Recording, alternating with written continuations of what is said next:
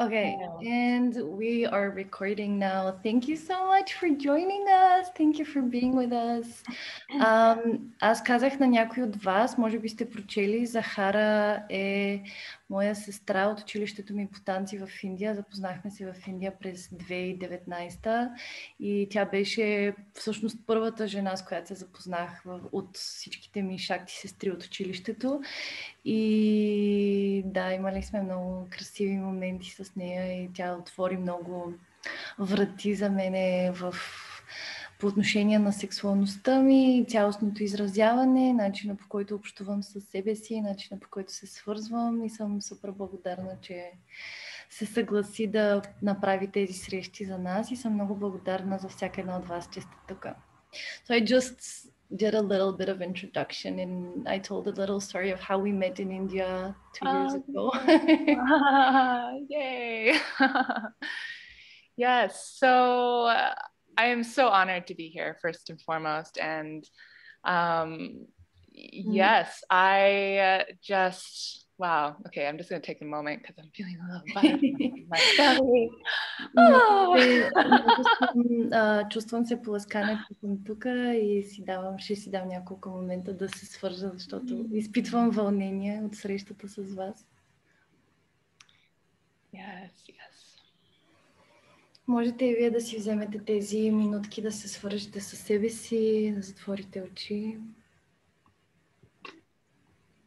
So I'd love to just start off with a little bit of a internal grounding in our bodies and just bringing our center focus into our hearts and into our inner places of safety and openness to our minds to, experience and hear things from a beginner's mindset and really just explore and invite curiosity throughout the conversation and where we can feel that curiosity even deeper in our inner exploration of our body.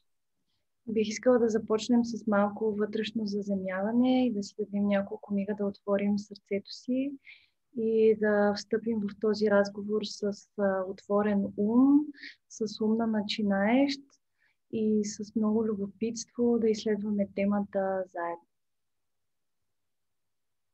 And so just allowing your breath to deepen as you feel the weight of your body against the surface of the floor, the surface beneath you. Позволете на дъха ви да се забави и усетете тялото, което натежава върху пода или върху мястото, където сте седнали. And allowing yourself to expand your breath and your inhalation and exhalation to melt away any tension that you feel as you trace your body with your mind's eye. И позволете на дъха да се разшири, да се задълбочи, позволете на напрежението от тялото ви да се стопи надолу, като изследвате тялото с вътрешното око, с вътрешното зрение. And just as you continue breathing and tuning into a sense of inner stillness and inner presence, you're going to find and tune into where your heart's sitting right now. И докато сте в този процес на отпускане, на стапяне, дайте си момент да почувствате къде се намира сърцето ви, какво се случва с сърцето ви в момента.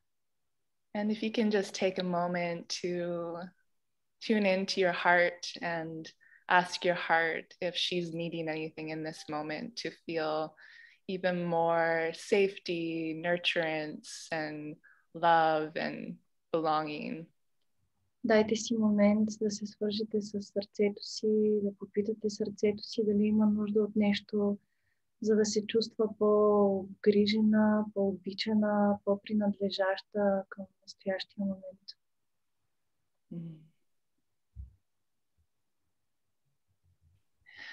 And as you tune into your heart, maybe you feel really good right now, or maybe you're feeling a little down, or you need some extra support or nourishment.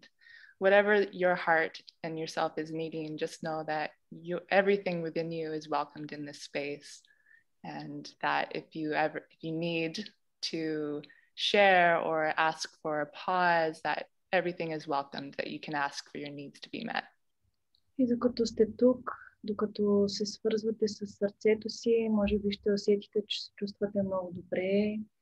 Или може би ще усетите, че сте малко отпаднали или имате нужда от още подкрепа, от нещо допълнително, за да се чувствате напълно присъстващи в това пространство.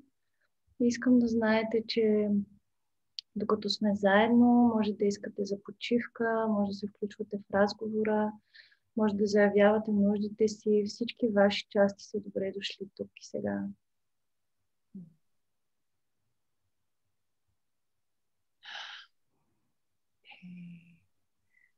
So when you're feeling ready, feel free just to allow yourself to bring your awareness and presence back to the screen. And if you feel inspired, you can also share in the chat maybe what you noticed in your heart space, and or if there's anything that you feel like that would support you even more, and you can share with us all if that feels most inspiring for you. И когато сте готови, може бавно да отворите очи, да се върнете към екрана и ако имате импулс, може да споделите в чата какво сте почувствали, докато сте се свързвали с сърцето си, дали може да направим нещо, за да се чувствате по-приети, по-видяни в това пространство.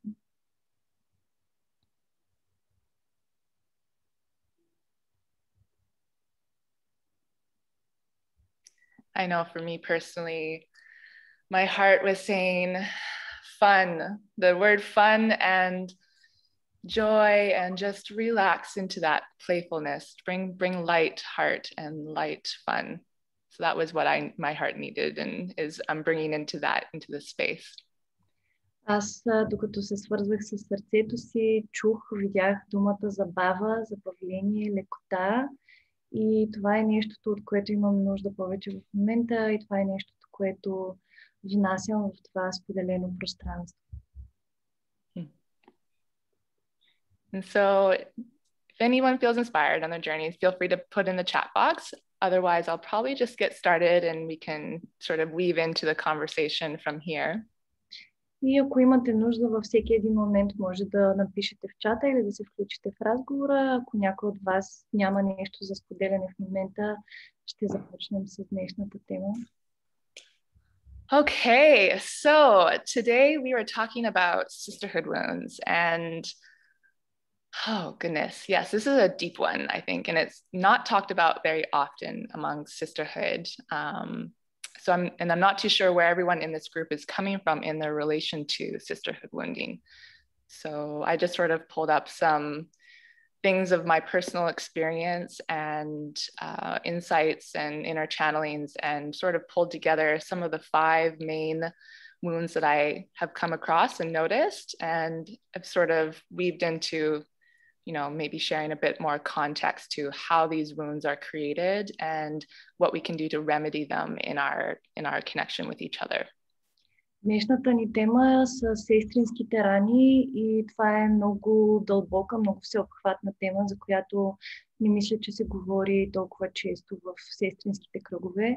И не знам всяка от вас какъв опит има, какви преживявания има по темата, но когато се подготвях за днеска, събрах от моя личен опит, от моите обучения, от знанията, които съм натрупала, 5 основни сестрински рани, които най-често се срещат.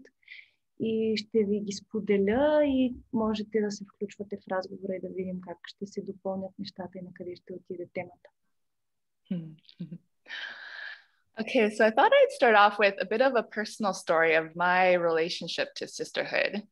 And исках да започна днеска с една лична история за моето лично свързване с сестринството.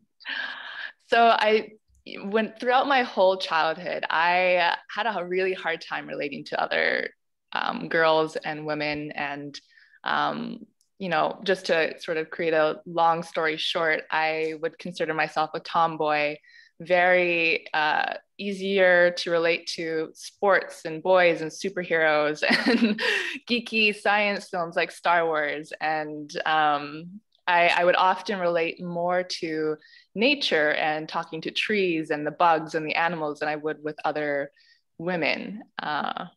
Когато бях малка, ми беше по-трудно да се свързвам с момичетата и с жените около мене.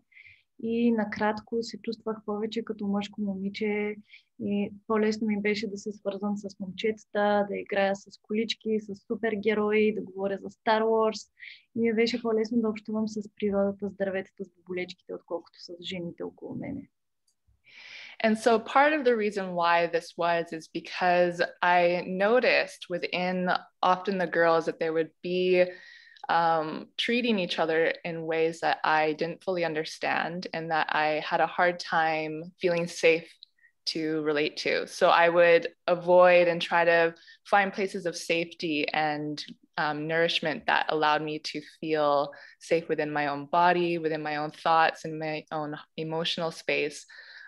Because it was very hard to feel like, you know, I was part of the flock, to so to speak. It often felt different or felt very misfitty. It didn't feel like I was fit in, and I was very socially awkward and kind of all the stuff. Част от причината за това беше, че забелязвах, наблюдавах, че момичетата се държат помежду си по начини, които аз не разбирах, не можех да се свържа с тях. И моя начин да се справя с това беше просто да се изключа от тези групи, защото не се чувствах, че принадлежа там и ми беше много трудно да се чувствам в защитено пространство, когато съм с жени. И моя начин беше просто да се отделя от женската група. And so within this context of feeling a lack of connection with others, it really brought me face to face with my existential loneliness and my wounds around being human. And so this sort of made me think a lot about how I can create deeper connection with the people around me so that I can feel like I actually belonged in this human experience. И в този контекст на липса на свързаност с жените около мене, това отключи в мен едно усещане за екзистенциална самота и за изключеност, за липса на връзка с другите изобщо, за липса на връзка с човешкото, и тогава започнах да изследвам как мога да се свързвам изобщо с хората, как мога да създавам по-дълбока свързаност с хората около мене. Yeah, and so in this process of trying to navigate my own comfortability within my human body and experience and trying to build deeper connection with myself and the world around me, I would observe what other women would be doing. And I thought that in order for me to be liked and for me to be a part of the flock, that I needed to be like everyone else. И в това изследване на начините, по които можех да се чувствам свързана и защитена в собственото си тяло, със себе си, свързана и защитена със света, наблюдавах как се държат жените и си мислех, че трябва да бъда като тях, за да бъда харесвана, за да бъда приета, за да бъда част от групата. And so when this happened throughout my teenage years, I would start to, start wearing dresses for the first time. I was learning what other women were doing to attract boys and doing all this thing around feeling like I was chosen, feeling like I could be chosen and loved and welcomed in the experience of connection with men and other women, and just experience that. And then through over the years, that led me into a lot of unhealthy relationships that, spiraled me into going into a lot of women's ceremonial healing retreats and diving into workshops across the world to learn more about how I could heal this really unhealthy place that I was in. И чак в тинейджърските ми години започнах да нося рокли, започнах да наблюдавам другите жени как се държат, за да привличат мъжко внимание. И в това мое търсене да се чувствам свързана, избрана, обичана от мъжете и да се чувствам по-свързана с жените, влязох в различни нездравословни връзки, което ме доведе после до различни женски практики, церемониални практики, в които започнах да изследвам какви поведенчески модели съм придобила през годините и как мога да ги излекувам, за да се свързвам с хората по здравословен начин. And even in these ceremonial sister circles and trainings that I was a part of, I still noticed these like circumstances that would show up, and all these different energies of these initial patterns and the sense of things that I noticed with women in childhood that re-triggered this feeling of like, well, why do I still not feel safe and belonging? And why do I still feel like I'm outside of the group in some way, in some energetic form? And I got curious about that, and I started to really go deep within around figuring out what exactly is happening here that's creating this rift or disconnection with other women. И дори в тези церемониални женски кръгове се появяваха обстоятелства, които ме караха да се чувствам, че не принадлежа, че съм изключена, че не съм част от групата по някакъв начин, дори само да е енергийно. И това ме накара да наистина да задълбая в темата и да започна да изследвам за себе си защо усещам тази дистанция, тази празнота, това разстояние между мен и другите жени. And when in my personal inquiry, I started to really learn and want to understand the context of understanding where wounding comes from. And a large part of where wounding comes from is almost every pain that we experience in our human experience comes from either a lack of safety, a lack of love, or a lack of belonging.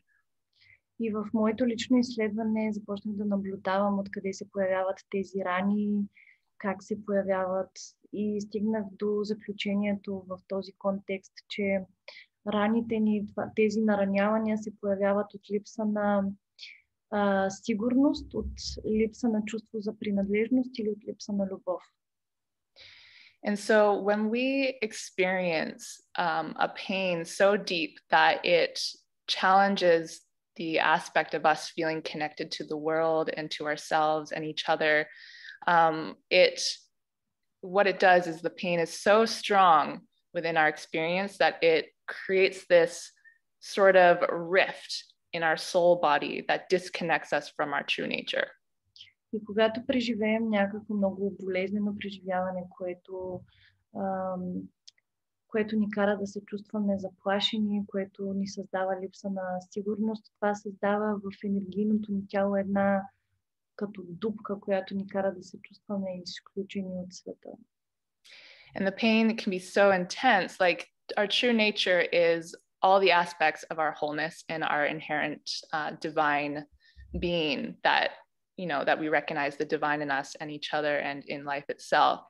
So when we experience this pain that feels like we are not being acknowledged or felt on this level of wholeness and inherent divinity, we start to fragment, or we create a fragmentation from our inherent wholeness because we experience pain that causes that rift within our consciousness. И нашата истинска природа включва всички аспекти на човешкото и на божественото в нас. Когато ние сме в ситуация, която е много болезнена, в ситуация, в която някой не вижда или не чувства или не преживява нас в тази пълнота на човешкото и на божественото, тогава ние създаваме едни фрагменти в енергийното си поле, в психологическото си поле, които делят, създават такива разделения между различни части от нас. So all aspects of our human nature is moving towards connection and union. So when we don't experience that in our connections with ourselves or with each other, we start to, like, our capacity in our brain starts to send off these safety signals that kind of, or these trigger warnings and all these high alerts in our brain that says it's danger, danger, danger, this pain that we're experiencing from our lack of union, it's not safe to experience this pain. So the safe part of our brain, the safety mechanism in our brain is saying, okay, I'm going to try to deal with all this uncomfortable sensation and feeling. So what I'm going to do is I'm going to repress and push and disassociate myself from this pain and put it into the shadows and put it into the unconscious mind. И всички аспекти от нас се стремят към свързаност, към съюз. И когато ние сме в ситуация, която не ни предлага това усещане за свързаност и за съюз, мозъка ни, ума ни започва да изпраща едни сигнали, това, че ситуацията, в която се намираме, е опасна и се активират едни защитни механизми, които ни казват: не си в безопасност да си тук, не е добра идея да си тук. И това, което се случва в такива моменти, е, че тези аспекти от нас, които се стремят към съюз, но не могат да го преживеят, ние ги потискаме и ги натикваме някъде в някакви сенчести аспекти от нас и се правим, че ги няма, за да не преживяваме болката от липсата на свързаност с тях. And when this happens, we start to create these unconscious patterns in our identity and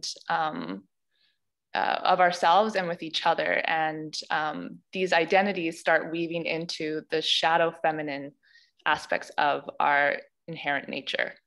И когато това се случи, започваме да развиваме едни подсъзнателни механизми на съществуване, които остават в сенчестия аспект на женския принцип. And so when we speak about the shadow and the shadow feminine, what we are meaning when we speak about the shadow is that anything that's in the shadow is something that is not conscious to us, or that's something that we are unconscious of. And so throughout our life, when we connect with others, these unconscious patterns sort of get bumped up against, and then aspects of these pieces within our shadow get triggered and re-emerge when the similar experience of that initial pain that created them starts to be present in our experience. И когато говорим за сянката или за сенчестите аспекти на женствеността, говорим за такива механизми, които сме развили, за такива поведенчески модели, които просто не са осъзнати. Ние един вид не знаем за тяхното съществуване.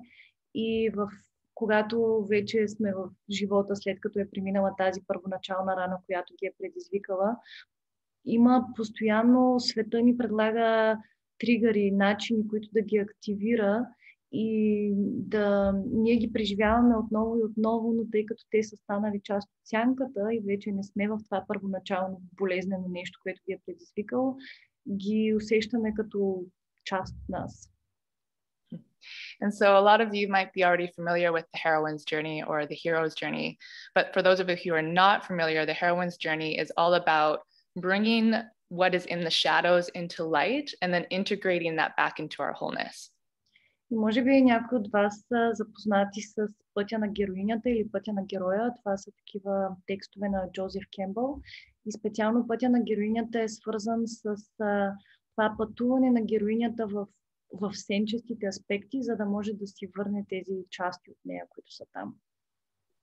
And so aspects of the shadow feminine is anything within our subconscious being that is unaware of the severing that is happening within the connection of our own divinity or our God self. И тези аспекти сенчести на женския принцип са всъщност аспекти от нас, които ние сме несъзнателни за тях и те са се случили, когато се е получило това разкъсване и те са откъснати от това усещане за божественото в нас. Те не се чувстват свързани с божествената си природа. And when we are unaware of this, what that happens is there starts to feel like something is missing or lacking. And this is where a lot of our sisterhood wounding can come up, is in this lack mindset. И когато не сме осъзнати за тези неща, много често усещането е, че все едно нещо ни липсва или нещо ни убягва. И обикновено тези сестрински рани се проявяват в това усещане за липса. And as a result, then that can show up in the form of emotional, physical, psychological, or even psychic wounding that gets embedded in our tissues, in our subconscious, and how we relate to our human nature and each other. И начинът, по който това се проявява, е в различни рани, които могат да са на физическо, емоционално, ментално, психологическо или дори сайкик е като отвъд ума, енергийно, психично ниво и това ни пречи да се чувстваме свързани с себе си и с света.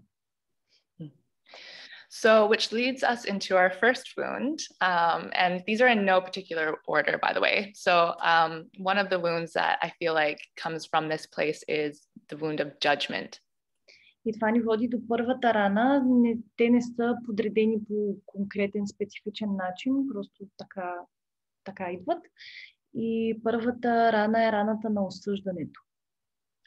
And sometimes the thoughts around judgment can sound like I'm different, I'm not good enough, or even I'm better. И много често мислите около осъждането могат да звучат като аз съм различна, аз не съм достатъчно добра или дори аз съм по-добра. And what I came to realize was ultimately judgment for me personally is the separation through our, like, separation that is perceived through the conceptualization of otherness. So me versus you, other, you know, when we other each other and we create that illusion that we're separate. И за мен тази рана на осъждането идва от това усещане за разделеност, за че има аз и има другите и ние не сме едно и също нещо, а сме две отделни неща. And so judgment, when I really go into that concept of this disillusion that we're separate and we're separate from that divine union, is really a defense mechanism that was created within the soul body to further validate the beliefs narrated by your internal shadow pieces. И осъждането, за мен лично, когато се свържа с него, е като едно усещане за... Той е един защитен механизъм, който валидира начина, по който аз мисля за себе си и ми помага да се чувствам отделена и ми задълбочава това усещане за липса на връзка. Тоест, че другите са някъде там. And so what happens is these little hidden shadow pieces start to put up this internal shield of judgment. And it tries to tell the world, I am strong on my own and in my own individualization and that I don't need anybody. И това, което се случва е, че тези малки сенчести аспекти слагат един щит и този щит, тези сенчести аспекти започват да казват нещо от типа на аз съм си самодостатъчна и съм силна сама за себе си и нямам нужда тук някой да ми влиза в пространството и да ми помага или да ме спасява. And this is really heartbreaking because I really feel like the judgment is really just a help from, or a cry for help from these shadow pieces that are continuing to reharden in their own separation from the divine feminine that they're ultimately wanting to reconnect to, but that they just keep wanting to fight and validate the pain that they experience. И за мен това е много... Разбива ми сърцето, защото тези аспекти, които са в осъждане, всъщност те се втвърдяват все повече и повече, но в това втвърдяване те всъщност викат за помощ и търсят помощ, но вместо да се свържат и да поискат помощ, това, което правят е, че валидират отново и отново тази болка на разделянето и така още повече засилва това усещане за отделеност от божествения женски принцип. And so part of the remedy that I feel like really helps to melt away some of that hardness is compassion and humility, and also the aspect of inviting in celebration, not only for ourselves in our life, but with each other, celebrating each other for our differences, for the way that we are unique in our learning experiences in our life journey, and being able to really find a sense of humanness and compassion and empathy for another person's experience, and being able to find the pieces that we can celebrate within our human nature. И за мен лекарството за тази рана е състрадание, смирение и да намерим това усещане за празненство за жените около нас, да намерим причина да празнуваме жените около нас за нещо, за техните постижения, за начина, по който живеят, за каквото и да било. И да намерим тази човешка нишка, която свързва всички ни, това усещане, че всички сме, че можем да емпатизираме с някого и че можем да го празнуваме и че можем да преживяваме това, което тя преживява. And so one of the things that can come up in this space is this feeling of like, but you know, she's doing the same thing that I want to do, or like I can do that even better, or you know, she's doing that before. I need to really move on quickly and be able to put myself out and be the first one and do all this stuff. And what we need to remind ourselves in this place of learning to see and celebrate each other's for our uniqueness is that everyone's going to have their own unique energy and transmission of what they're wanting to do. And out of 8 billion people on the planet, there will be enough space for each one of us. There is no one that will be able to do the things that you want to do the way that you do it. And so we can learn to welcome more spaciousness for each other to be able to celebrate, oh, she's doing the same thing. Oh, actually, that's great that she's doing the same thing, because that means that we have something to relate to in our human connection and in our own divine inherent birthright to thrive and belong and be with each other. И това, което много често се появява в такива ситуации, е един вътрешен диалог, като ама тя прави същото, което аз правя, или аз мога да го направя по-добре това, или аз не съм готова, трябва веднага да се задействам и да почна да го правя, защото тя ще ме изпревари. И това, което може да ни помогне в такива случаи, е да си спомним, че никой няма нашата енергия, никой не може да бъде като нас, няма да има втори човек като нас. И винаги можем да намерим пространство от 8 милиарда човека. За всеки един от нас има място, има пространство да прави нещата. И когато някой прави нещо, което ние правим, това може да е точка за свързване вместо точка за разделяне между нас. Okay, so let's just take a break with that, or a breath with that one. Нека да си поемем въздух с това. Who has experienced this wound in their life, the wound of judgment, either being done unto or done to others? Кой се свързва с тази рана? Кой я е преживявал? Може би сте се чувствали осъдени или сте съдили? Аз.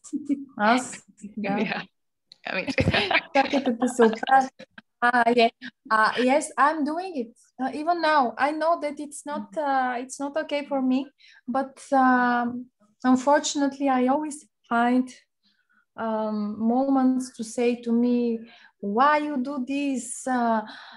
The others are better than you. Even my friend asked me, why you don't want to do this and to start this project? And I'm answering him, because somebody else has do it. I'm not so good as the other. And unfortunately, this judgment still continuing to embarrass me a lot, and I'm not feeling good with this. I hope that one day I will heal this, but I don't know when. But I know that it's a problem, and I'm trying to work.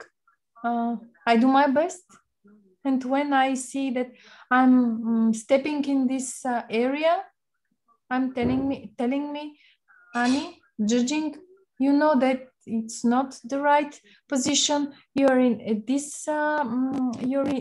You're living in this state now. This could be changed after few days. So stop. And sometimes it's happening to don't think about so much, but not all the time. So I'm curious. I wish work a lot. Go ahead. This is. I don't have anything else to say. Okay. I was gonna ask if there's maybe you could make a list, or if there's anything that you notice that you can celebrate more about yourself. And make a list of that and put it somewhere on your wall or on your bathroom mirror, and really find a place where you can read it every day. All the unique qualities that make you a fabulous and amazing human, and separate from what anyone else thinks, or out of what anyone else is doing and how they are, like just being able to recognize how you can celebrate and create more of that compassion and sense of like, okay, well, even though I experienced this hurt and separation from my divine inherent birthright to shine and to be in union with my God self, like, where can I invite more of that spaciousness in my own life to connect to my God self?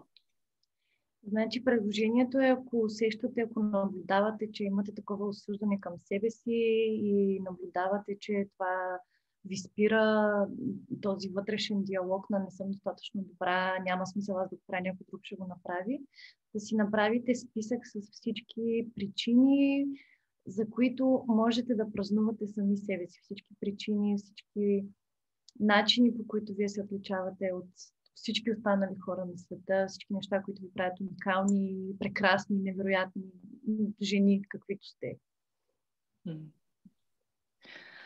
So does anyone have, before we move on to the second wounding, does anyone have any questions about judgment or that they feel a little bit unresolved in within their own personal experience, or does everything make sense? Имате ли някакви въпроси относно осъждането, нещо, което искате да споделите, или всичко е ясно?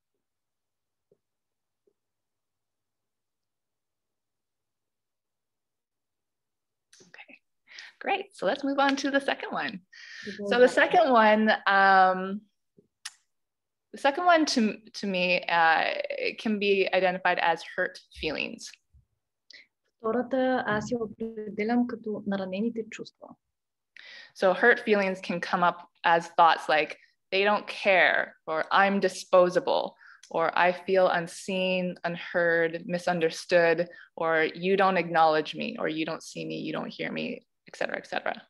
Наранените чувства могат да се появят като вътрешен диалог от типа на еди си кой не му пука, аз съм заменим, ти не ме виждаш, не ме чуваш, не ме разбираш, не се свързваш с мене, не чуваш какво ти говоря.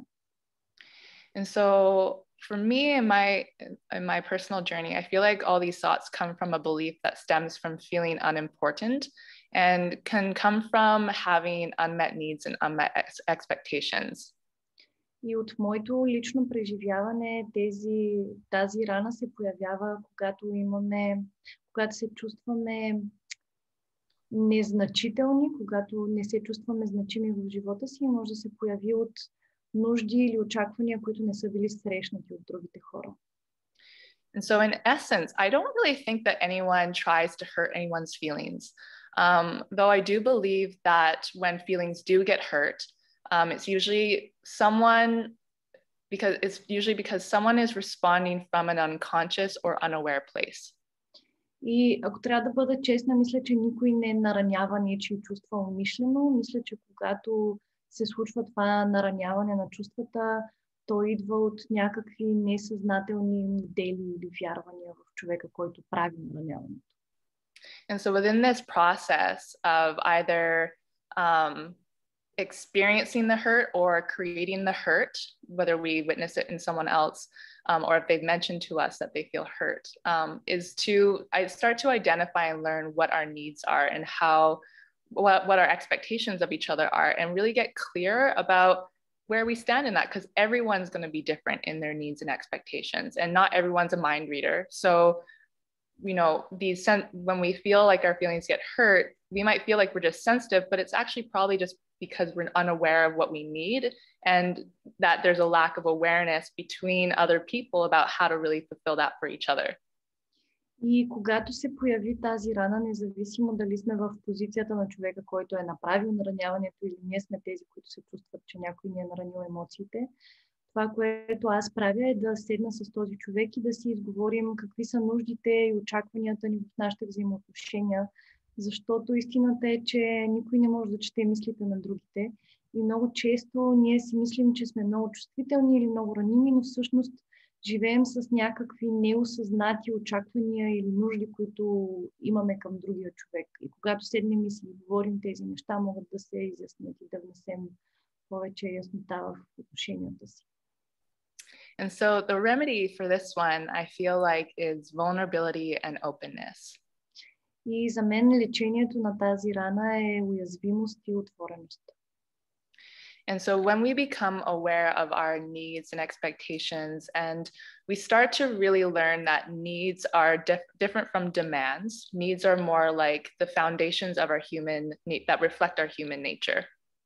И когато станем осъзнати за нашите нужди и очаквания, започваме да разграничаваме между нуждите си и тези нужди, които си мислим, че имаме. Демант е нещо средно между нужда и очакване. И започваме да разбираме, че нуждите ни, истинските ни човешки нужди, те са нещо, което всеки човек има. And so an example of what a need might be is, the experience of love, or to feel joy, or to feel free. These are all basic human needs, as an example, or feeling of safety. It's different than the idea of like, I need you to love me, but more or less, I need to experience the feeling of love. That is a need for me. But that can come from myself, not just from you, but just as a whole. И когато говорим за нужди, говорим за, примерно, нуждата да бъдем обичани, или нуждата да изпитваме радост, нуждата да се чувстваме защитени. И когато се свързваме с нуждите си, това усещане, че имам нужда ти да ми дадеш любов, или имам нужда ти да ме направиш щастлива, отпада. Тоест, нуждата можем да си я срещнем сами и не е задължително да я насочваме към другия човек и да очакваме от него той да я срещне. And so when we learn to really feel the vulnerability of tuning into our needs and learning to invite openness, it becomes a healing balm between the connection with others. И когато се научим да сме в тази уязвимост на истинските си нужди, и когато започнем да се отваряме за тях и да ги споделяме с другите хора, това става като лечебен балсам за отношенията ни с хората около нас. And so one of the aspects of this remedy is that we as a collective and as women, we need to learn to not only be open to the receptivity of someone else's pain, but also the person experiencing the pain has to be open themselves to help bring the unconscious needs into the light. И това, което се случва в такъв тип разговор, е, че ние се научаваме, ако ние сме човека, който слуша за наранените чувства на някой, ние се научаваме да бъдем отворени за уязвимостта на човека от среща, и в същото време този човек се научава да бъде отворен, да се осветят тези неосъзнати модели в него или в нея. And part of that responsibility of, tuning into what feels vulnerable for us requires trust within ourselves and with others, that we can be, that we can share in that vulnerability and still feel that sense of safety, love, and belonging as the embedded links to these places with each other. И част от тази отговорност за уязвимостта е свързана с това да имаме доверие в себе си, да имаме доверие в другия човек, че каквото и да споделим в пространството, това усещане за защитеност, любов и принадлежност, което ни свързва с човека от среща, ще остане там, ще бъде там. And in reality, though, what happens is a lot of people avoid this, because not only does it bring up reminders of our own internal rifts and separation from our inherent wholeness, but it also means that we need to be open to experience someone else's pain rift. В действителност обаче в живия живот това, което се случва, е, че много често ние отбягваме да говорим с хора, които искат да говорят за уязвимостта си, защото от една страна това ни носи напомняния за собствените ни откъснати нишки от божествеността ни, в същото време ни поставя в една ситуация, в която трябва да изпитаме болката на някой друг.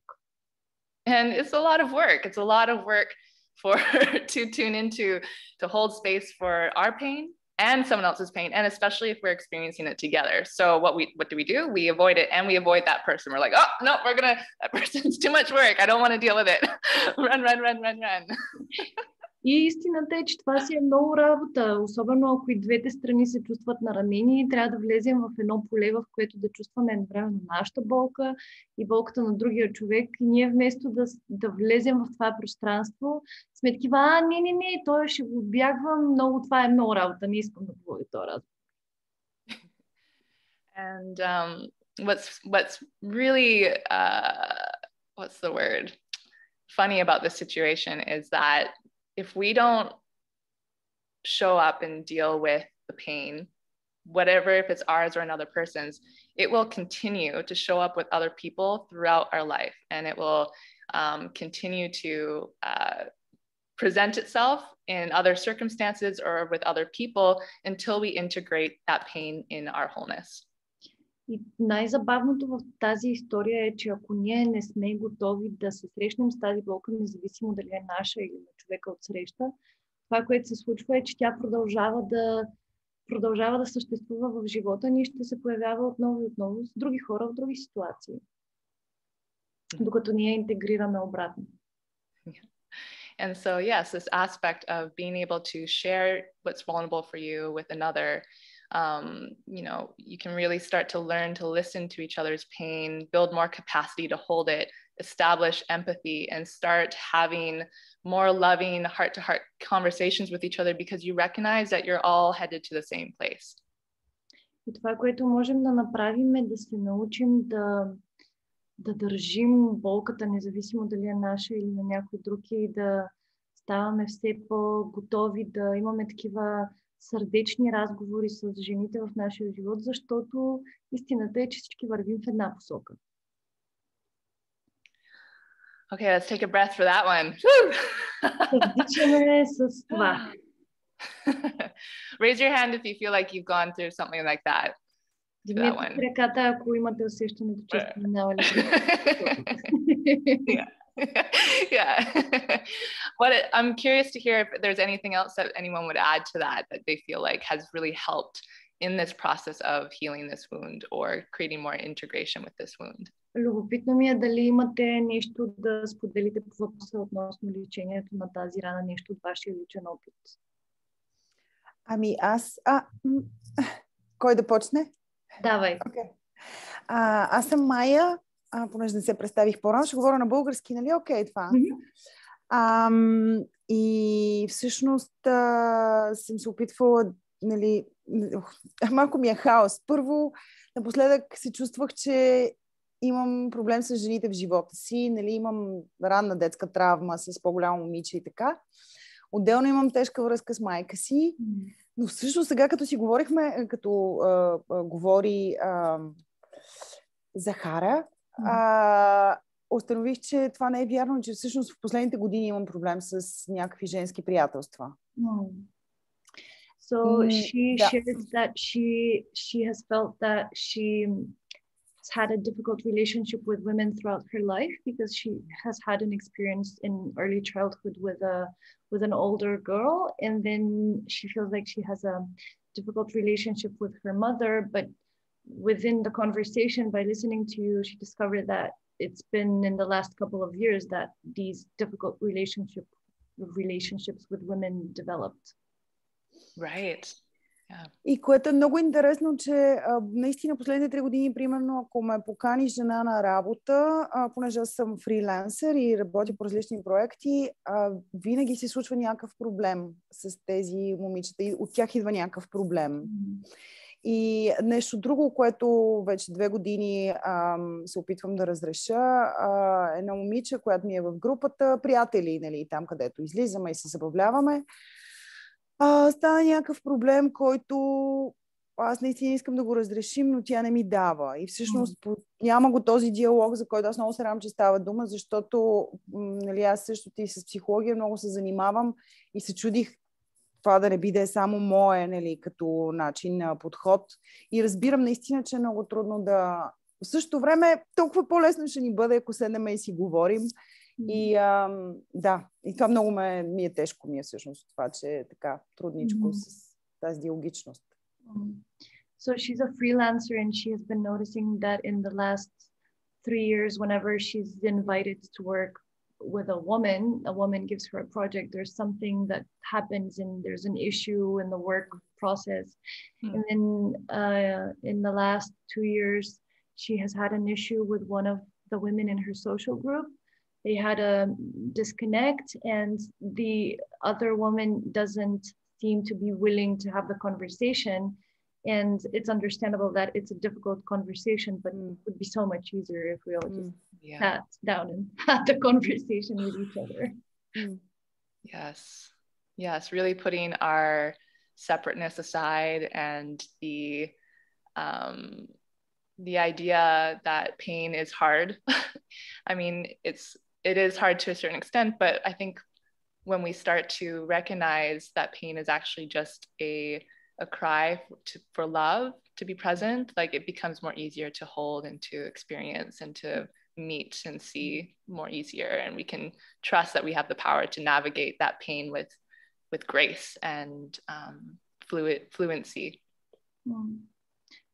Наистина, болката е нещо, което е трудно за преживяване, но ако започнем да се свикваме с това разбиране, че всъщност болката е вик за помощ, можем да станем много по-отворени, да я навигираме в нея, да я преживяваме и да говорим за нея с по-голяма яснота. Well, I hope that conversation comes at some point, and if not, you know, some of the most healing things that I've come from, that feeling, just carrying that feeling of, you know, wanting to have a heart-to-heart with a sister and it's just not happening for some reason, is taking a pillow in my own space and imagining that person sitting on that pillow and really allowing myself to, in an unfiltered way, just share everything that I'm feeling, starting with what I'm feeling, and then it, you know, releasing thoughts that come from that feeling and just allowing myself to let loose, even if it's raging on that pillow or crying or, you know, hitting it or, you know, doing whatever, until that feeling of heaviness or pain starts to disintegrate and start to melt. And then we can start to recognize, you know, what can we actually give to ourselves in this space, and how can we fulfill our needs and really get our needs met from ourselves. Надявам се скоро да имаш възможност да го проведеш този разговор, но ако той не се случи, една от техниките, които работят много добре, вземеш една възглавница, да я сложиш срещу тебе и да си представиш, че тази жена стои срещу тебе и без абсолютно никакъв филтър да споделяш каквото има за споделяне, дори да е тъга, гняв, болка, да удряш възглавницата, да викаш, да плачеш, каквото има да се прави. И в един момент ще забележиш, че това чувство на тежест, на болка започва да се стапя, да изчезва. And Bori, did you have something that you wanted to share? Yes, thank you. Mine is more of a question, but I would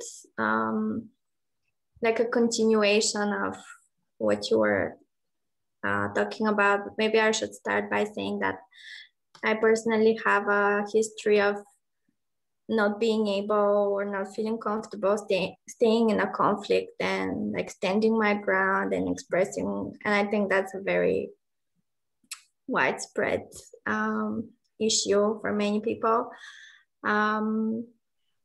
But I've made a lot of progress with this, and now I feel more comfortable staying in a conflict, because in itself it's not positive or negative, it's just something that happens and defines our relationships.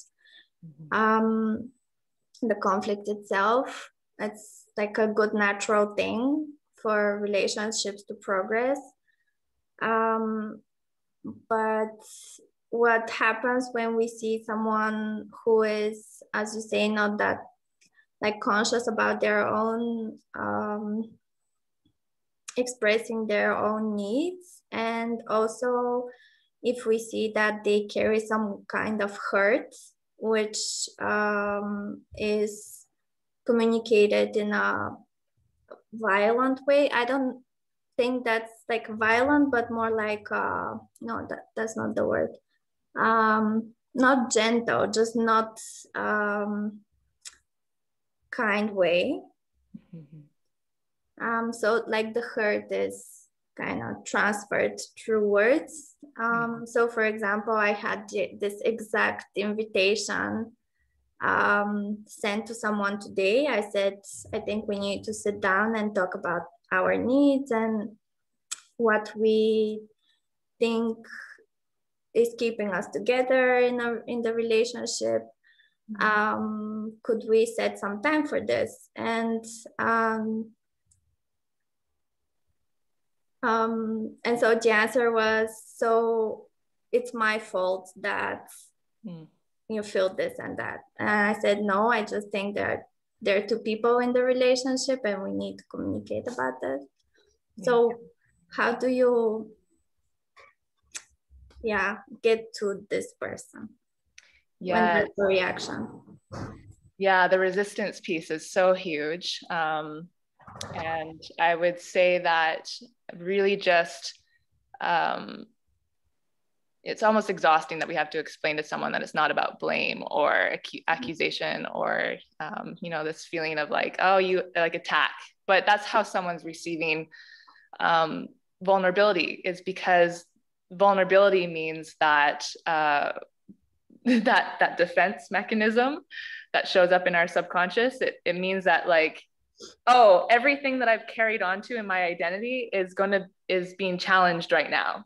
Everything that I've validated in order for me to be safe is going to be challenged by this other person. So they instantly receive that as a personal attack, even whether or not it's not.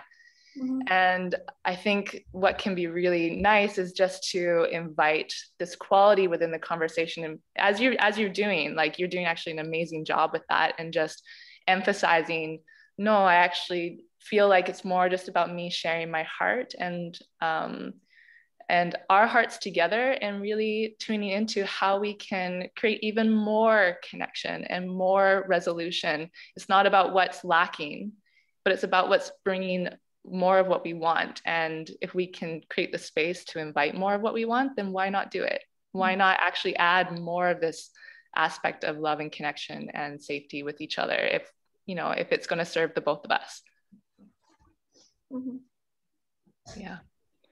Значи, накратко, въпросът е какво можем да направим, ако искаме да се споделим с някого, ако искаме да проведем такъв тип разговор с някого, обаче човека от среща си мисли, че ние го обвиняваме или му прехвърляме някаква отговорност или един вид го атакуваме. И това е част от нормалните реакции, защото когато има уязвимост в полето, тя се случва за двете страни едновременно. И когато вие подходите с уязвимост, една част от вас се свързва с тези защитни механизми в човека от среща, и ние, когато тези неща са неосъзнати и ние се идентифицираме с тях много. Тоест, ние смятаме, че тези неосъзнати неща, те са, това съм си аз. И когато вие подходите в полето с вашата уязвимост, това натиска един бутон в другия човек, един вид, той ще трябва или тя ще трябва да си разгради идеята за това кой е, за да може да проведе този разговор. И в такива случаи това, което може да направите, е да кажете на човека от среща: не те нападам, не те атакувам, не ти прехвърлям никаква вина за това, което се случва. Това, което искаме, да си споделя сърцето, и ще се радвам ти да си споделиш твоето, защото така ще можем да създадем повече свързаност, повече интимност между си. Защо не? And there's probably more nuances within that personal relationship that would probably unravel a deeper conversation if we were to do that one-on-one. But yeah, I'm sure it's more or less about deciding on a goal that both of you can be harmoniously working and prioritizing, and being able to see that as the priority, and not about making anyone wrong or like creating even more disharmony, but it's about being able just to feel like, actually, I have the capacity to support another person, and so I'm going to utilize that in the moment and tapping into that. And so really receiving that from each other. And it can be hard to work through someone's resistance. Sometimes people will never allow themselves to move beyond their resistance if they're not wanting that, if they're not wanting the same goal. So it's like, we can't really force someone into it. And at the same time, we can just invite and welcome and do our best to really share with an open heart and see if it's ready to be received. And how do you, sometimes it's very unclear where you just need to step back and be like, I tried and it's not working. How do you know that moment has come? That's a good question. Well, I think ultimately you will feel in your own being and your own innate wisdom when that is for you personally. I feel like sometimes for myself, it comes to a point of knowing when does the feeling of like when feelings of defeat and hopelessness and these sort of more exhausting feelings come into my experience, it means that I'm overextending myself beyond my boundaries. And that's when I notice, oh, I actually need to start bringing my attention back inwards and let go of the control of trying to like, controlling the outcome to the situation, and just allow spirit then to guide and take form and guide the way that the connection is flowing. Because, we have to have that element where it doesn't serve us in the long run if we're constantly overextending beyond our boundaries to meet someone that's not ready to be met. And that's going to be part of their own personal journey with their soul's evolution when they're going to be ready for that. And that's ultimately just a navigational piece around what is going to be most serving for you. And yeah, if over time that you start experiencing this like exhaustion or feeling of burned out from this connection, then that's maybe a signal that your body is saying like, we need to come back home to me, So I don't know if that's helpful. So yeah, that's the goal, but in reality it's very difficult. Yes. It's one thing to know it and another to accomplish it. Yeah. But this is what these circles are for, right? Creating that healing. Yeah. Thank you. В такива моменти, когато трябва да проведете разговор с човек, който е в съпротива, е много хубаво да решите дали имате някаква обща цел, към която да се стремите, и това отнема голяма част от напрежението и тежестта от това кой кого обвинява, дали някой кара някой да се чувства виновен, защото ако и двамата искате да се движите в една посока, ако и двамата имате една и съща цел, това много улеснява разговора и улекотява полето. И въпросът е как да разберем кога е време да кажем благодаря, оттеглям се от това нещо. Нали, не мога повече да се мъча с твоите съпротиви. И най-добрият начин за това е да усетите, ако в вашето тяло, в вашето енергийно поле започнат да се появяват чувства на преумора, на прегаряне, на усещане, че няма смисъл повече да се борите с това нещо. Ако почнете да се чувствате, че няма надежда, смисъл да се чувствате крайно изтощени вече от да го водите този разговор и да се опитвате да създавате поле за някой, в което той да бъде уязвим, това е сигнал на тялото, че е време да се върнете вкъщи, да се погрижите за себе си. И в крайна сметка има моменти, в които това отваряне на полето за другия, да си чувства неговите неща, може да е и начин за нас да изконтролираме до някъде ситуацията. И трябва да знаем кога е време да се погрижим обратно за себе си. И е хубаво да не си прекрачваме границите и да се мъчим да сме много отворени и добри към хора, които просто не са готови в момента да ни срещнат на това място, на което сме ние. Okay, so we're going to be heading into our third wounding. How's everyone feeling? Does everyone need a glass of water? Good. Нужда от вода. Добре ли сте? Take your body, wiggle a little bit. Разпъскате малко. Okay, so the third wounding for me is around exclusion. So exclusion can come in the thoughts of I'm not worthy, I was left out, or no one likes me. Третата рана е раната на изключването и тя може да се появи под формата на мисли като не съм достатъчна, чувствам се изключена, никой не ме харесва. And a part of me really feels like this energy or this wound appears when we internally exile our own inherent divine feminine energy with ourselves, and as well when we do that with other people.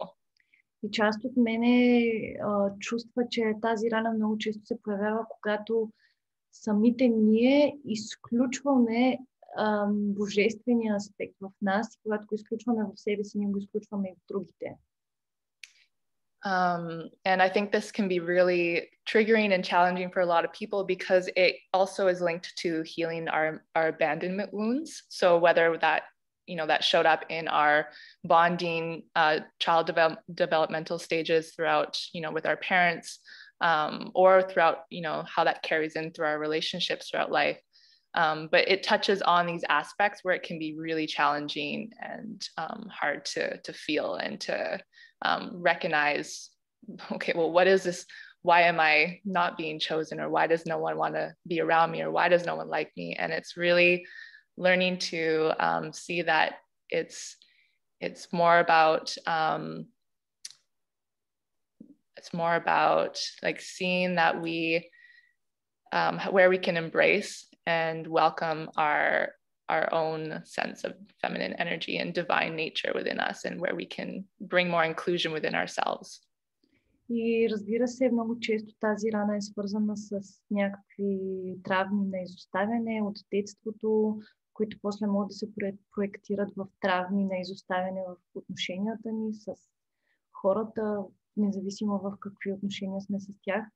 И е много трудно да изобщо да го чувстваме това поле на защо мен не ме избират или защо винаги съм изключена.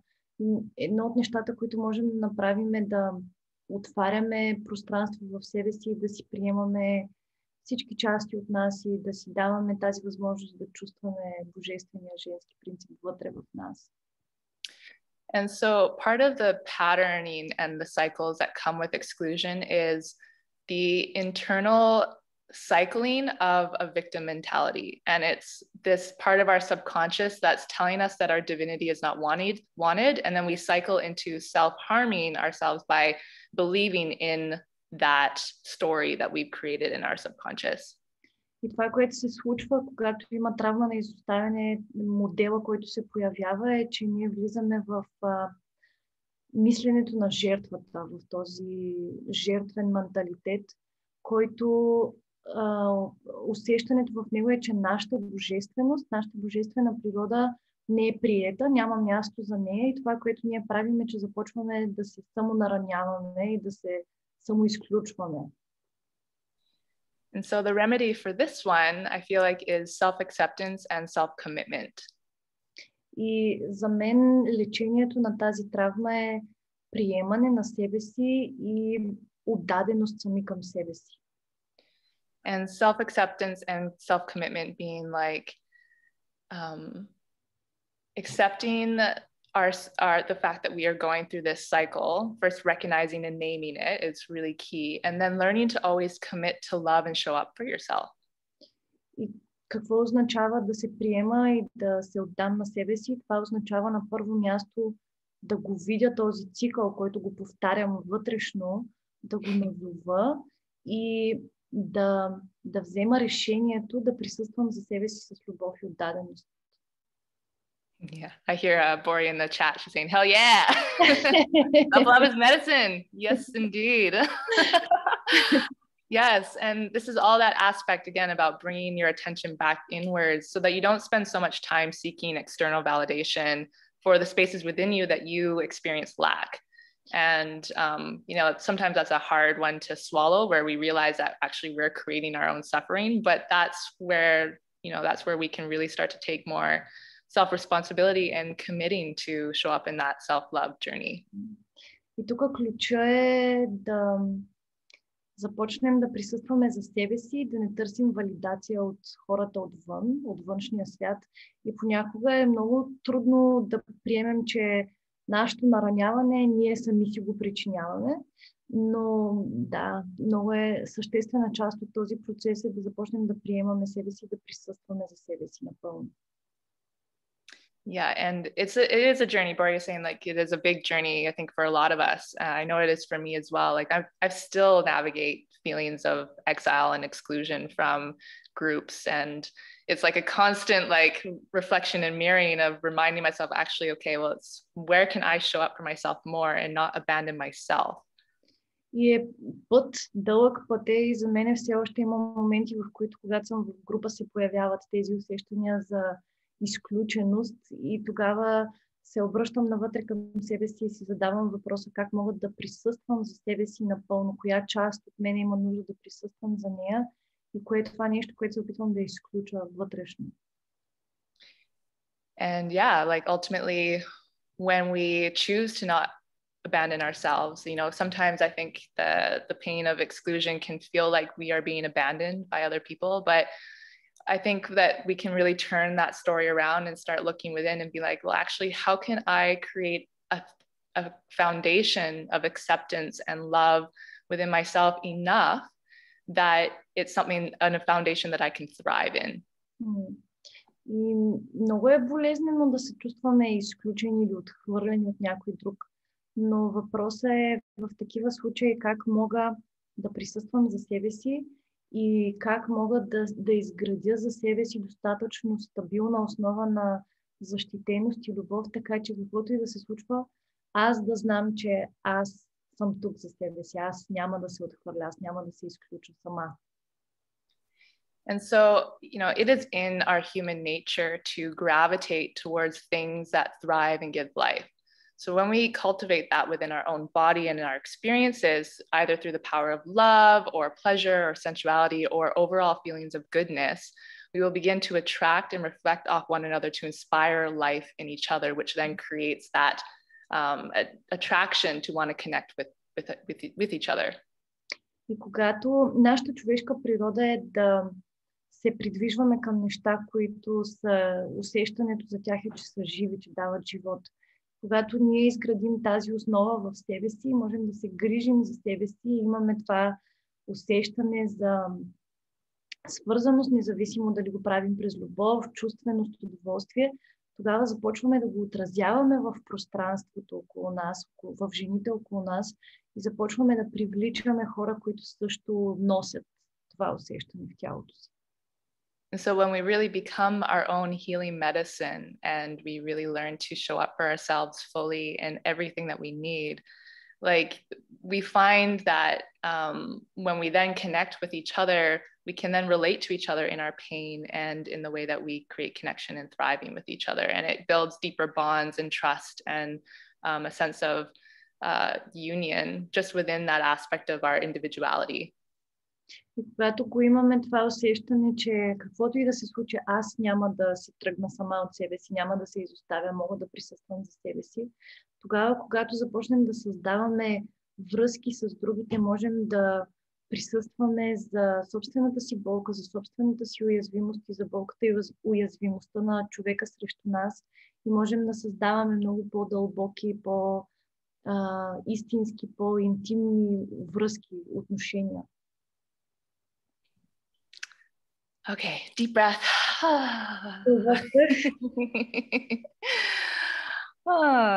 Yes. So raise your hand if you feel like that's something that you continuously are journeying with. Дигнете си ръката, ако имате усещането, че се срещате с това отново и отново.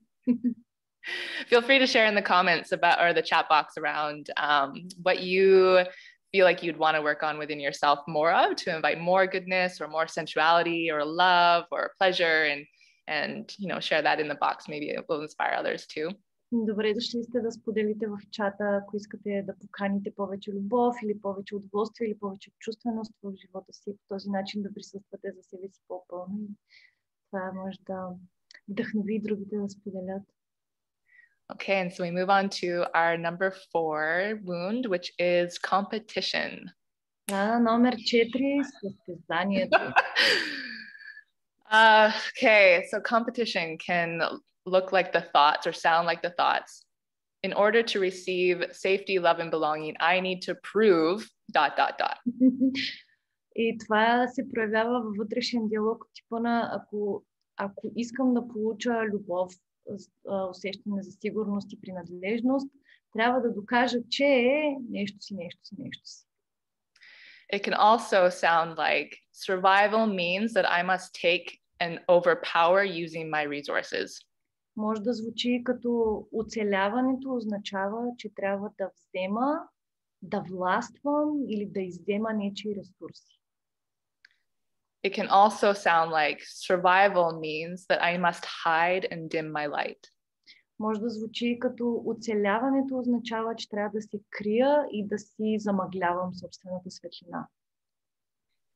And so this is a really deep one for every woman because it's embedded in the like lifelong journey within women's history and women's empowerment. И тая рана е гигантска за цялото женско съсловие, защото тя е вградена в историята на жената, на женствеността.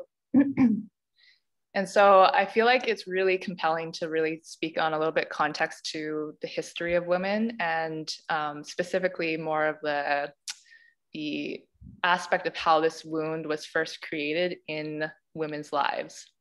И мисля, че е много интересно да се говори за историята на женствеността и изобщо как тази рана е станала част от линията на жените в света. So competition at its root is a competing for survival and resources and potentially stemming from a scarcity mindset. В основата си състезанието е състезание за ресурси, за оцеляване. И може да се мисли за състезанието като кой ще изземе повече ресурси, кой ще има повече. Защото от това е зависело оцеляването.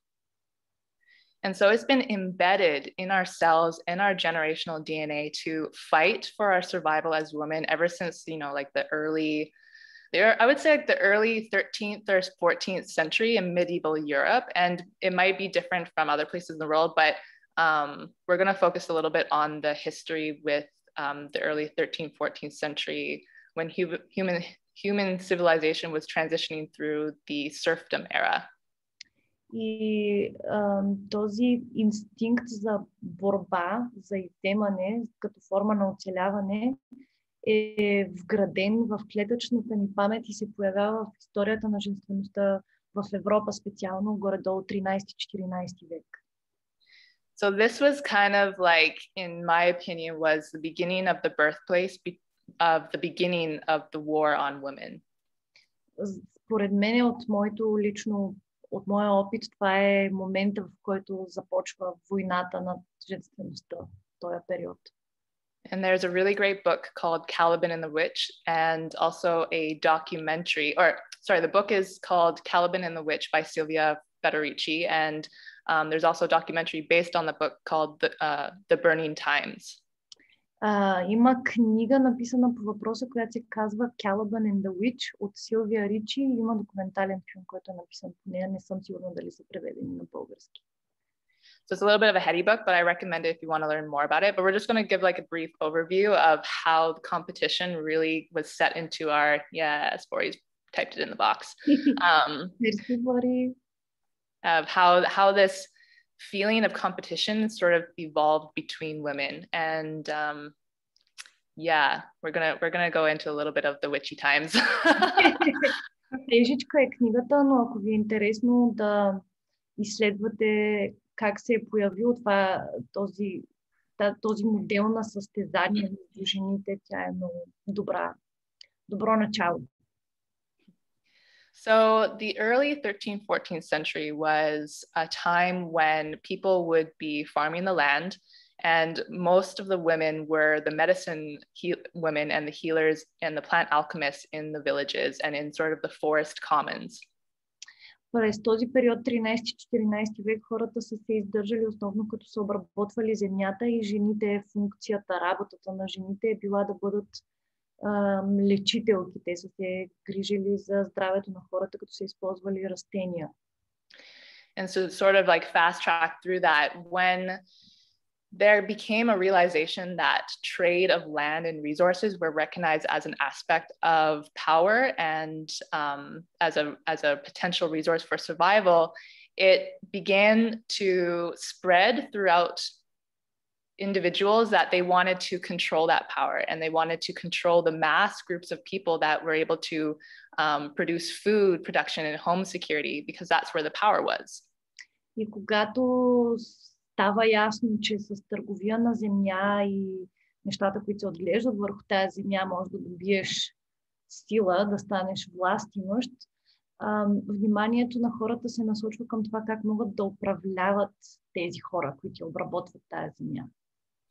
And so in this process, taxes and land division were set in place, and then people were then forced out of their homes to find work and other resources to sustain themselves because the taxes were reigning too high. People couldn't afford to make trades and pay off of what needed to be owed to these authoritative figures that took the power. And then what happened was that women started to lose their homes. They needed to go into these cities, and they didn't carry the skills of like a axe or a blacksmithing. So what they ended up doing was they utilized and knew that their bodies were an asset and a resource, and that was their power. И в този период започват да се появява тая данъчна система, облагане на земята, такси и всякакви такива неща.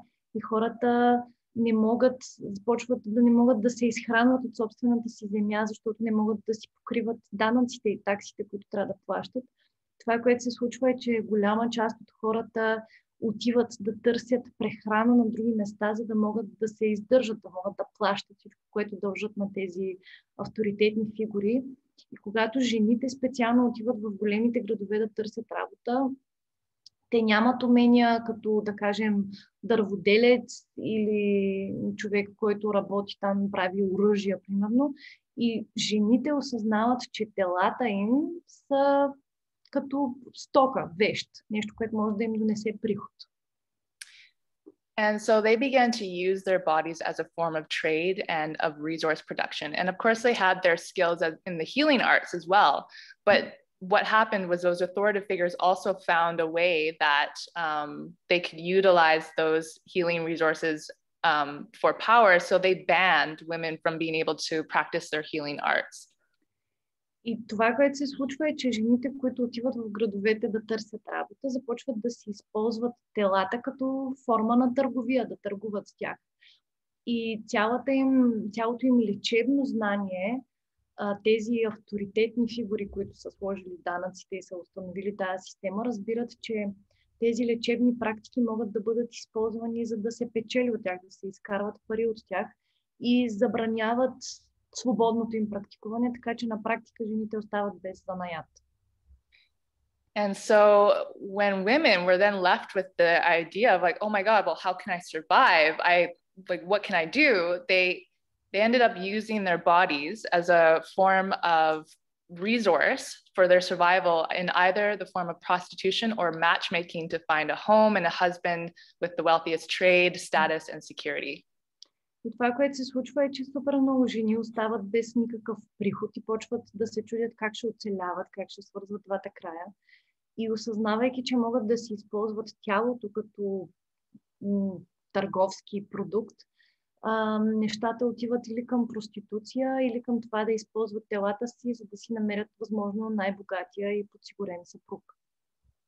And this is where the competition between women really began, because not only did they were really banned from being able to utilize their full resources to their capacity and really create more survival, but then it began to start creating war between women against women because they were striving and desperate to create safety and nourishment and be able to actually thrive. И реално тогава се появява състезанието между жени, защото не просто им се иззема занаята, ами всички тези жени, за да си осигурят някаква сигурност в живота си, трябва да се състезават една с друга за собственото си оцеляване.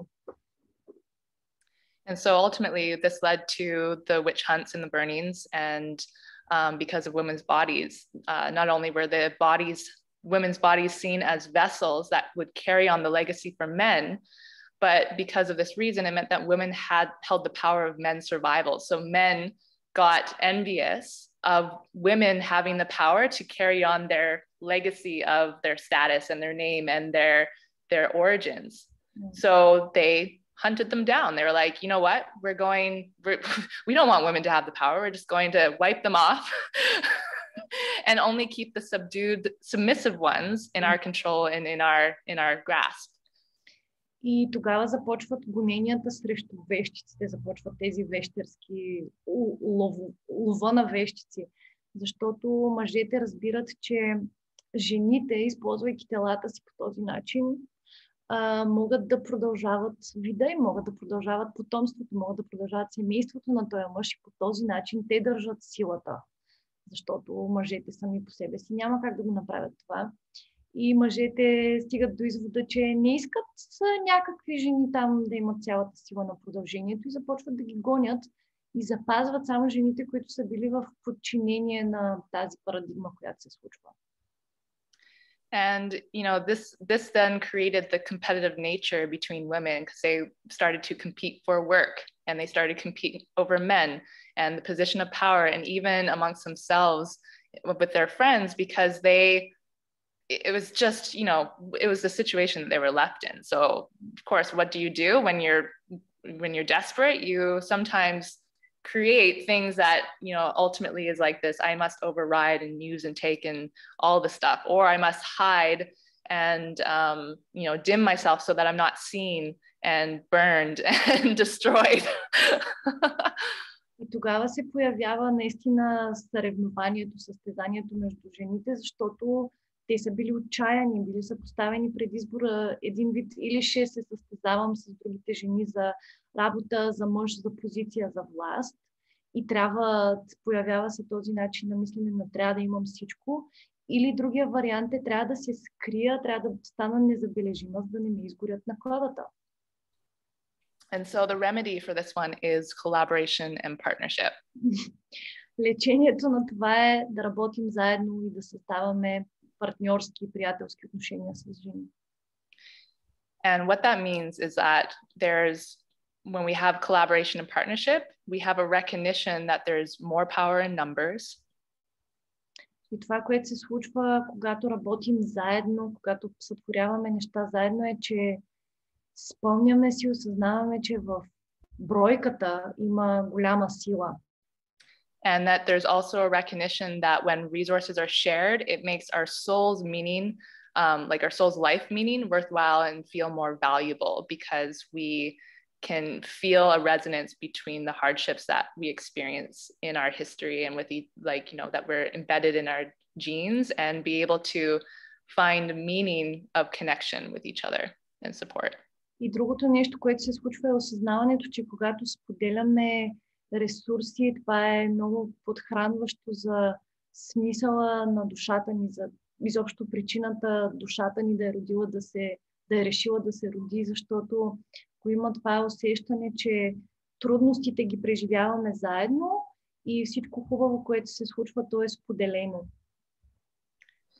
And so even though, it may seem like we want to be the best in the things that we do and how we show up in that competitive nature, what will happen is we'll get to the end of a line at some point wherein we'll realize that unless we actually create connection and thriving that with each other and help support each other to rise and be seen and shine and actually create more power within our numbers, we can actually start to bridge that meaning of our soul's life with how we connect to our divine energy and that archetypal divine energy of the feminine. И това, което се случва е, че на пръв поглед на нас ни изглежда или може първоначалната ни реакция да е, че искаме да сме най-добрите, най-успешните, но в един момент стигаме до едно място, в което осъзнаваме, че когато споделяме неща, когато си помагаме една на друга да израстваме, да случваме нещата заедно, това създава една дълбока свързаност и внася едно усещане за смисъл на нивото на душата. Това е много шумно, не мога сега да ме изчакаш. So yes, that feeling of striving to be the best, it's a lonely path. It's a very lonely path. And when we recognize how lonely it is, we then realize, oh shit, like, okay, how can I mend this for myself? И този път на искам да съм най-добрата, искам да съм най-великата е много самотен път. Много самотен път. И има един момент в него, в който осъзнаваме, че всъщност май съм напълно сама в това нещо и как мога да внеса повече свързаност, повече смисъл в целия процес. And then we find satiation and like meaning with being able to connect with others. So that's where that healing and remedy comes from, is that where the collaboration and partnership comes in and starts to bridge that integration of the competitive nature that we got so placed upon in our history. И тогава усещането за насищане, за смисъл идва от свързването, от нещата, които можем да правим заедно, независимо в какъв контекст са, и започваме да осъзнаваме, че това преживяване на искам да съм сама, искам всичко да случвам сама е всъщност заложено в нас, но не е начина, по който ние съществуваме. So does anyone have any questions regarding that one? I know that we kind of went through a whirlwind of history, but hopefully it made sense. Имате ли въпроси относно това? Знам, че извървяхме така една историческа линия, но надявам се, че е добило смисъл за вас.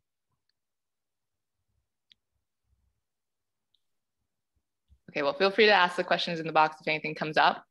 And so we move on to our fifth one. Ако имате въпроси, може да ги напишете в чата и продължаваме с номер 5. And so our fifth wounding is sort of like an extension of the competition wound, but it's the wounding of cattiness. Номер 5 е като продължение на състезателността, но това е едно усещане за, как се казва на български, когато жените такива малко си говорят зад гърба и едно такова усещане, че сме приятелки, обаче като се обърнеш, не знаеш тази жена какво ще каже за тебе. And so this one can kind of look like intentional harm or meanness. И това може да изглежда като умишлено нараняване или умишлено лошо поведение, да се държиш злобно, гадно с някой. It can also look like gossip. Може да е и клюкарстване. And it can also look like bitchiness, and not the good kind of bitchiness, but the kind of backstabbing kind of bitchiness. Може да е едно такова поведение на кучка, ама не в хубавия смисъл кучката, ами едно такова ще ти забия нож в гърба, само се обърни. And so the cattiness, this wound kind of comes as an extension of competition, but it's really in place, used as a protection, like to protect and to expel the frustration that you're feeling of having a disintegrated soul body within yourself. И тази рана, тя е продължение на състезателността, но тя се появява като защитен механизъм, когато ние не сме готови или не искаме да осъзнаем, че има аспект от нашата божествена душевна, от душата ни, която не е интегрирана, нещо, което е отделено. Не мога сега, трябва да ме изчакаш. Виждам, не мога. We're almost finished. Little ones are calling. And so the reason why I say that is because generally people are mean to each other because of a dissatisfaction that they have about themselves within themselves. Обикновено, причината да го казвам това е, че обикновено когато хората се държат гадно с някой друг, това е като защитен механизъм, с който прикриват недоволството си от самите себе си. So that initial rift at the beginning of the conversation that we expressed around these shadow pieces starting to form and the rift of separation from our wholeness, the cattiness is a result of feeling so unconsciously aware of where that feeling of disembodiment and disintegration and fragmentation is coming from, that we have to express it in some way, this frustration of not knowing and how to really deal with that pain and that hurt and that unconscious thing that's happening in our subconscious. И ако си спомняте, в началото говорихме за това как се появяват тези отделения, тази фрагментираност, как елементи от нас се отиват в подсъзнанието, и тази рана е една такава вътрешна дълбока фрустрация, че аз не мога да разбера защо ми се случва това нещо и защо не мога да го осъзная. Усещам, че нещо в мен е неосъзнато, обаче не мога да разбера откъде идва и имам нужда постоянно да го проектирам навън в света, да го изразявам. And so the remedy with this one is to heal your internalized trauma and to establish healthy connection with yourself, life, and others. И начинът, по който се лекува това нещо, е да започнем да работим с нашите интернализирани травми и да започнем да се свързваме с себе си, света и останалите. Да установим добра връзка, здравословна връзка.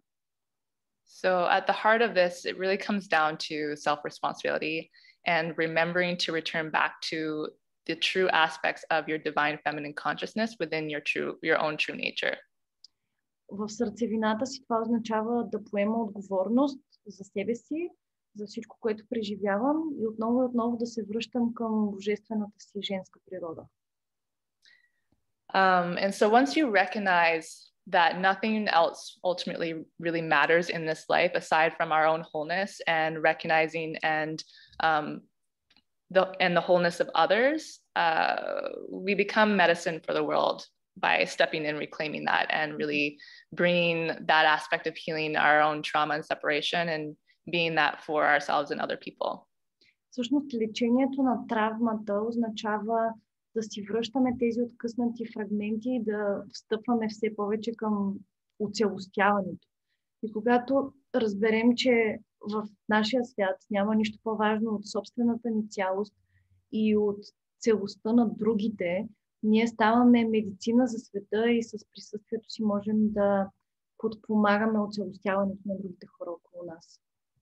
And this is, I think, where the basis of where a lot of our teachings and the role models of our feminine archetypes and teachers really embody that and inspire us to be in that, because they reflect this essence of them knowing that wholeness with ourselves and with each other is the root of all life. And with, you know, within the feminine archetype, like that's what the feminine archetype really represents. И мисля, че голяма част от практиките, които имаме за божественото женско начало и много от хората, които приемаме като модели за поведение, го въплъщават това знание, че целостта е основата на живота и те го живеят. И затова сме привлечени от тях.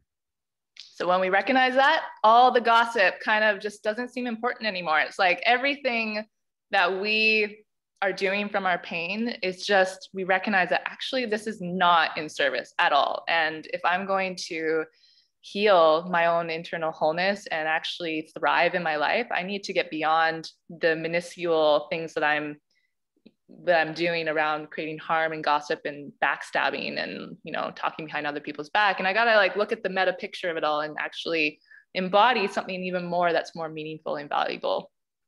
И когато разберем това нещо, че целостта е крайната цел на играта, всичките тези приказвания там зад гърба на някой, клюкарстване, да забиваме нож в гърба на някой, осъзнаваме на клетъчно ниво, че те не са в служба нито на нас, нито на божествения женски принцип като цяло. И ако аз искам да живея в цялост, ако вървя към това оцелостяване, развивам един такъв поглед за голямата картина, за метакартината, в която всичките тези древни неща, кой какво правил, кой какво казал, кой там нещо си, какво му се случвало, почват да стават абсолютно ненужни в пространството ми, в полето ми.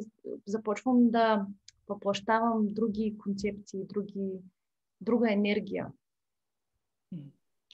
So I love to hear in the chat box, or even speaking out loud, who do you see role modeling that, either in your life or someone in a famous figure somewhere in life or history?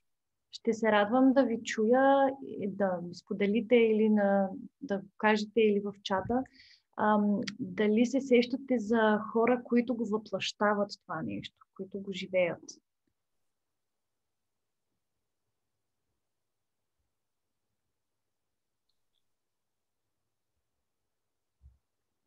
Mine's Tara. She's the Bodhisattva. Bodhisattva Tara. Mm-hmm. Green one or white one? Oh, well, you know, when it comes to cattiness, probably the green one, because, you know, green one helps to heal jealousy and, you know, fear and all the stuff. So probably that one. But, you know, Mother Mary is also another, or no, the Virgin, no. Mother Teresa is also another figure, I think, too, that really embodies this this divine service that really, you know, sees the something greater than just herself and what she can be, but how she can be a healing connection for others and embodying that. За Захара едната е зелена тара. Това е бодисатва от будистката традиция, която има 21 аватара, които са свързани с лечението на завист, на състезателност, на много неща. И другата е майка Тереза, която е била толкова отвъд това аз коя съм и толкова в служба на цялото, че това е останало отпечатък в историята. So yes, to sum it up, let's sum up all the 5 woundings that we just discussed today. So the first one was judgment. Ще обобщим. Първата рана беше осъждане. Second one was hurt feelings. Втората е наранени чувства. Third one is exclusion. Третата е изключване. Fourth one, competition. Четвъртата състезание. And the fifth one, cattiness. И петата клюкарстване или да забиваш нож в гърба или да си умишлено лош с някой. We don't have a word for cattiness. Oh, interesting. Another word for cattiness. No, I can explain it, but I just realized that we don't have a word for cattiness. Oh, interesting. Well, it's I know, it's like the Имаме ли дума за това нещо на български? Не е ли шикалкавене? Не, cattiness е като тези жени, дето уж са ти приятелки, пък като си излезеш от пространството, като излезеш от кръга и почват, виж, тази какво беше облечена, Майя напълнява, почват да ти говоря за гърба или там някакви планове да кроят. Общо взето, нали сте гледали Mean Girls? Интриганство, да, може да е интриганство, да. Да, интриганство. We found a word. Oh, okay, what's the word? Интриганство. Intriganstico. My attempt at saying it. Bulgarian is a difficult language. Yes. Well, I have difficulty speaking English, so I can only imagine my difficulty speaking another language. Great. So I'd love to hear if anyone has any questions before we wrap up about anything within what was shared, or, you know, maybe some takeaways or insights that you experienced from the conversation. I'd love to hear from any of you or all of you. Ако искате нещо да споделите, ако сте имали някакви осъзнавания или имате някакви въпроси, ще се радвам да ви чуя. Давай. Аз първо искам да попитам какво означава да изключваш и включваш божественото в себе си. So the question is, да включваш и да изключваш, имаш предвид да... Записахме го около третата рана. Какво? Не като on-off, ами да го включваш, да го интегрираш.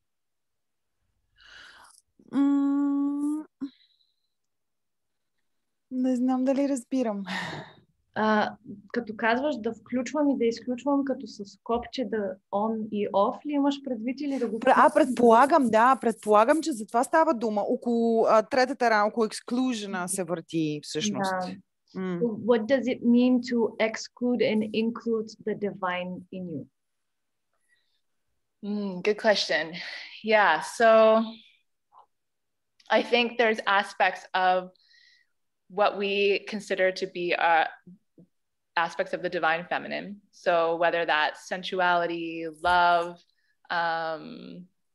expression, creative expression, fluidity, and, you know, all of the different aspects that divine feminine represents for us.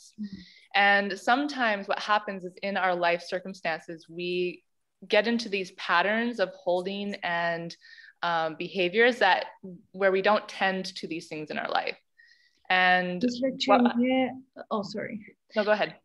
Мисля, че има аспекти на божествената женственост, които са като вродени неща, като любов, чувственост, флуидност, лекота.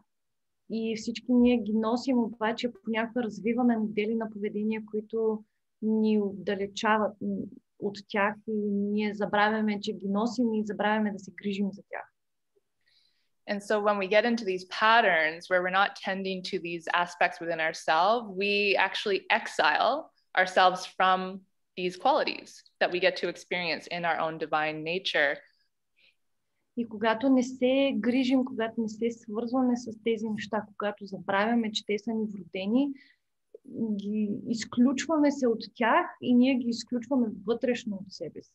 И става един модел като затворник. Ставаш затворник, отделяш се до такава степен това нещо и в същото време то става затворник за тебе си. Едно не съществува. And sometimes what happens is when we see other women embodying these qualities that we are inherently want to embody ourselves and become in more union with and in alignment with, what happens is if we don't take kind of that responsibility to show up for ourselves in that, then we create this barrier of being able to connect with other women, and then we amplify that exiling and the exclusion of being able to connect with them, as well as that aspect within ourselves. И понякога това, което се случва е, че когато жена, която го въплащава това нещо, някакъв аспект, който ние много искаме да въплатим, обаче сме забравили как или сме се изключили от него, това, което се случва е, че вместо да чувстваме свързаност с тази жена, ние се чувстваме все по-изключени и започваме да я изключваме и създаваме още по-голяма дупка между нас и това нещо и хората, които го въплащават. And then sometimes also too, what happens is when we see these other women who are embodying more of these divine qualities of their internal feminine or their divine feminine, and they sometimes have a tendency to have that other wounding of judgment, and they judge other people for not embodying that, and then that creates even more separation on both ends of the spectrum. So this is where a lot of the wounding is interwoven with each other, and it's all coming from the same place, but they just come out in different expressions and sort of connect and weave into each other quite a bit. Или другото нещо, което може да се случи е, че да кажем има жена, която въплащава определен аспект на божественото женско начало, обаче тя носи раната на осъждането и съди, да кажем, нас, че ние не го въплащаваме това нещо. Тя е тази, която увеличава това пространство, която отваря тая празнота между нас. И всъщност всички тези рани, те не живеят самостоятелно една от друга, са свързани и си взаимодействат в нас и в отношенията ни с другите. Does that answer the question? Did I hit some points there? Yes. I think it makes it okay. Yeah, I think it makes it a whole, and yeah, thanks. Okay. Yeah. I'm gonna continue in Bulgarian because I know someone doesn't understand. Another question. Знаете ли Лиз Бурбо? Do you know Liz Bourbeau? Have you heard of her? Тя е канадка. She's се занимава с Canadian, петте рани. and she created this. She wrote a book about the 5 wounds. I think her first book is called The 5 Wounds, and then she has another one called Listen to Your Body, I think. Тя има много книги, но тя също говори за 5 рани, които са, нали, егото и маската, която правиме. Понеже ги чета в момента и така откривам лека връзка. Her book about the 5 wounds, she talks about the ego, the wounding of the ego, and how we mask it, how we put a mask on. Right. Oh, I have to look at this book. I don't think I've heard it before, so I have to look it up. I'll send it to you. It's very popular here. Oh, good. I want to get an audio version because there's so many books on my to-do list, so I'm like, I want to read. On the time. Yeah, amazing. Thank you for that resource. I'll definitely check it out because I love these conversations. And actually, this is probably one of the more first conversations that I've shared or really openly conversed with other women about in more detail. So I really like the collaboration and the energy of the group that's coming through with that. Мисля, че това е първия такъв тип разговор, в който споделям толкова задълбочено по темата и съм много щастлива, че сте с мен и правим заедно. Някой друг? Okay, so there any other questions, or what was one thing that you took away from the experience of the conversation, or something that you learned? Споделете ни едно нещо, което ще си вземете от разговора, или нещо, което сте научили. Or something that you are going to do after this conversation that's going to integrate these pieces more for you in your personal experiences.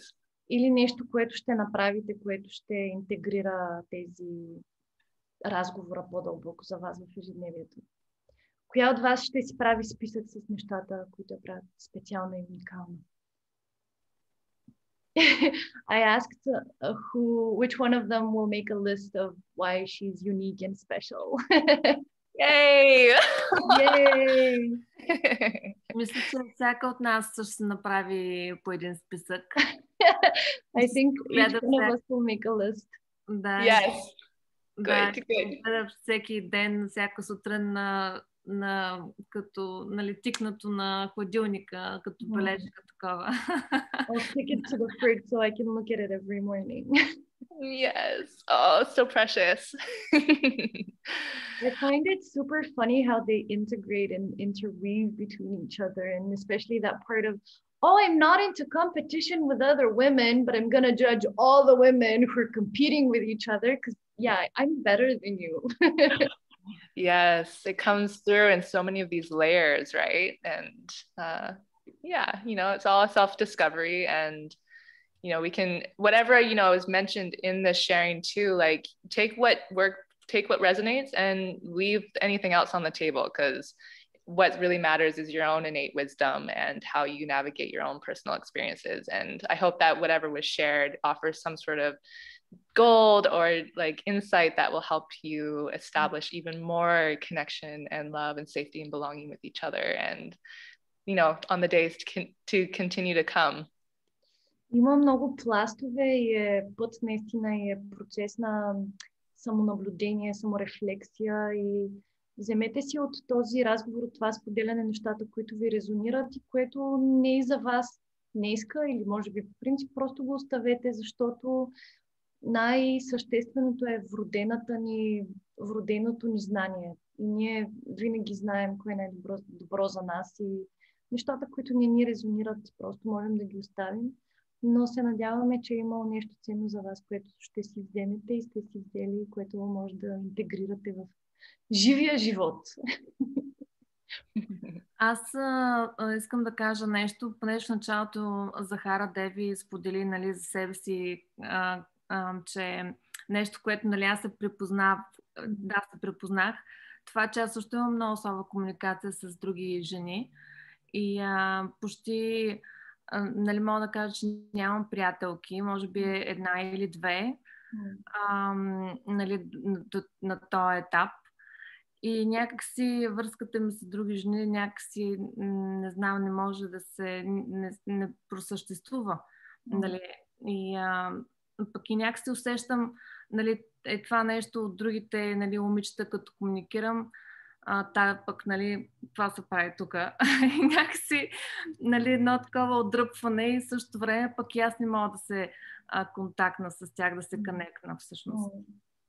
So Lily shared that she, based on your sharing in the beginning, where you said that you found it difficult when you were younger to connect with women, she has a similar experience where she finds it difficult to create bonds and friendships with women. And there's this kind of rift where she feels that when she's in a female group, it's this thing like, who does she think she is? And then on the other hand, she doesn't feel like she can really connect with them. And yeah.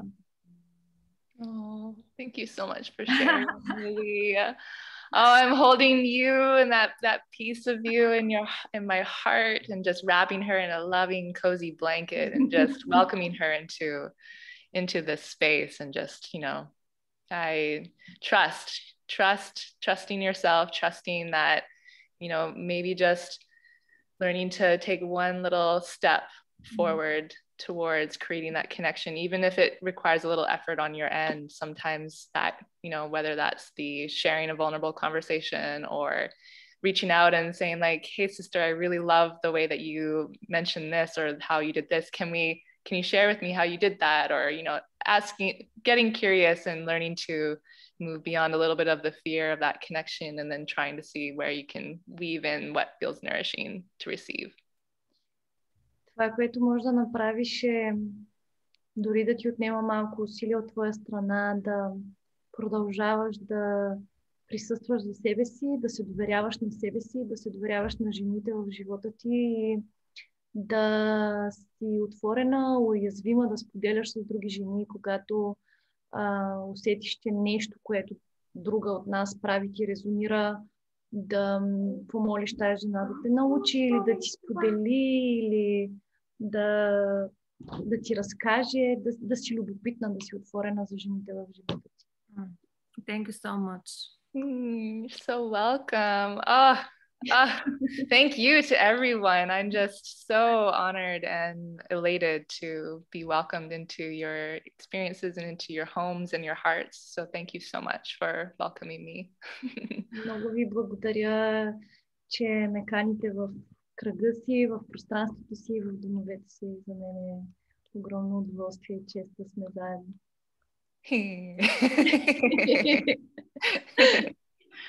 Yeah, so Simona, I don't know how you want to finish off the call. Is there some way that you want to navigate that, or do we want to just sort of? I feel like that's a perfect ending. Just thank you so much for the time and for your knowledge and just for your lovely radiant presence. It feels so yummy to just be around you, even if it's online.